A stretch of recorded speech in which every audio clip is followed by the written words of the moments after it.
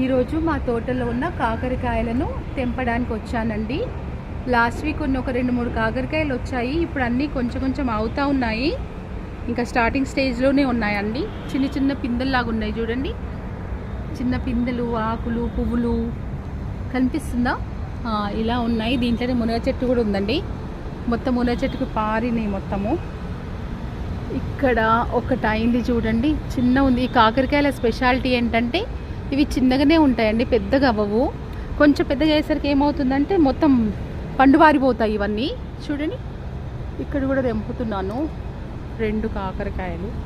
Fry చేసుకుంటే బాగుంటాయి అని. చెట్లలో ఆకుల్లో ఉన్నాయి, చూసి తీయాల్సి వస్తుంది. ఇవేంటంటే స్పెషాలిటీ, కాకర చెట్టును మనం చెట్టును కానివ్వండి, కాయను కానివ్వండి టచ్ చేస్తే